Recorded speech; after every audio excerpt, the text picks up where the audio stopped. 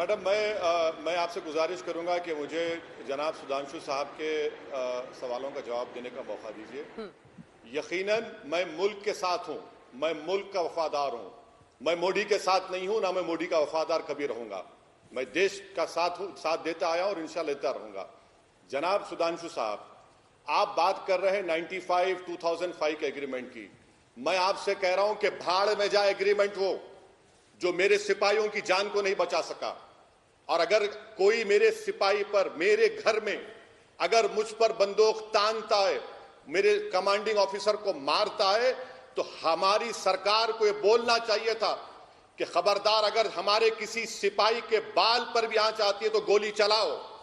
दुनिया का कानून है, इंटरनेशनल लॉ है, सेल्फ डिफेंस।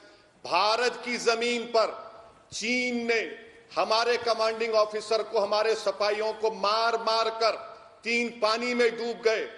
150 से ज्यादा लेह के अस्पताल में इलाज चल रहा है। 10 को उन्होंने होस्टेज बना लिया। जो आपने नहीं कहा, आज उसको छोड़ा। ऐसे एग्रीमेंट को मैं फाड़ कर फेंकता हूं देश के लिए। क्या आप भूल गए कि आर्मी ने क्या कहा था? अगर कोई पत्थर फेंकेगा तो गोली चलाएंगे। जब एक दुश्मन मुल्क का सिपाही हमारे कमांडिंग ऑफिसर पर हमला करता है तो आपकी सरकार यह कह रही है कि गोली नहीं चलाना चाहिए। सुधांशु जी, क्या हो गया आपकी हमीयत को? क्यों आप नहीं कहते कि गोली चलाना चाहिए था, मारना चाहिए था चीनियों को?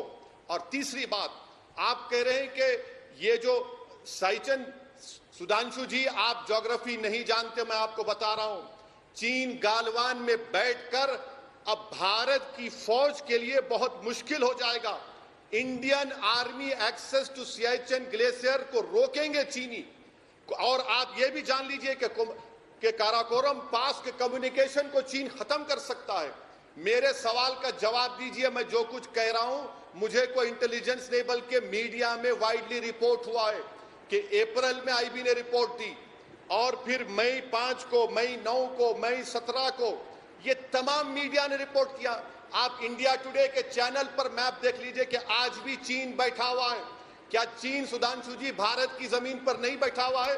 और क्या आप देश को यह पैगाम देना चाह रहे हैं मोदी की तरफ से कि हमारे 20 मरे तो हमने उनको 20 को मारा? सुधांशु जी, एक हिंदुस्तानी की जान की कीमत सारे चीन की आबादी से बढ़कर है हमारे सिपाही की। क्या हो गया आज आप लोगों को? क्या सांप सूंघ लिया आप लोग? ठीक है, इसका जवाब सुधांशु जी देंगे। एक सेकंड सर, उससे पहले एक सवाल है वैसी जी मेरा आपसे। आप कह रहे हैं कि सेल्फ डिफेंस में तो उन्हें हथियार चलाना ही चाहिए था। क्या आप यकीन नहीं मान पा रहे कि हमने भी, हमारी सेना ने भी चीनी सैनिकों को मारा है? मारा होगा तो फिर तरीके अपनाए होंगे अपने। उन सब पर चर्चा और विस्तार तो नहीं कर सकते हम टीवी पर। आप ऐसा क्यों मान के बैठे हैं कि इन्होंने वापस वार नहीं किया, इन्होंने चीनियों को नहीं मारा? मैं उस वक्त मानूंगा जब नरेंद्र मोदी देश के सामने आकर कहेंगे कि हमारे 20 सिपाही जो मारे गए, जिसमें कमांडिंग ऑफिसर था, जैसा कि अभी सुधांशु कह रहे, गवर्नमेंट ऑफ इंडिया को ऑफिशियली एक्नॉलेज करना पड़ेगा। पीएम ने तो कहा था सर, 40 को मारा। देखिए, पीएम ने तो कहा था कि मारते मारते मरे। मैडम मेरी एक, मारते मारते मरे तो मर गए ना, कितनों को मारा बताइए ना। उरी में हमारे 16 सिपाही मारे गए तो हमने सर्जिकल स्ट्राइक किया। पुलवामा में 40 मारे गए तो हमने बालाकोट किया। क्या नरेंद्र मोदी की सरकार इन 20 जवानों का बदला लेगी? नहीं लेगी।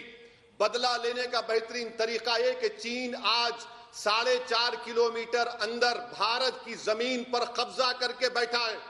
बहैसियत भारत के सिटीजन की मुझे तकलीफ हो रही है।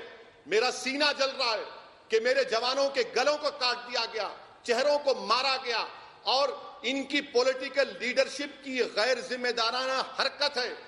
मुल्क को चलाना नहीं आता, टीआरपी की तरह मुल्क को चला रहे हैं। मुझे इस बात का गम है। जवाब तो दीजिए ना कि एनटीआरओ के पास ड्रोन्स हैं। मैडम, हर साल दिसंबर में आईटीबीपी मीटिंग लेता है कि आईटीबीपी किस इलाके की पेट्रोलिंग करेगा। अरे मैडम, सुधांशु जी को बता दीजिए कि पूरे लद्दाख का हमारा लेफ्टिनेंट जनरल वो मीटिंग करता है एक चीन के मेजर जनरल के साथ। ये हमारे सिपाहियों की इज्जत है? बताइए आप कि पूरे लद्दाख का लेफ्टिनेंट जनरल एक मामूली मेजर जनरल से बात करता है।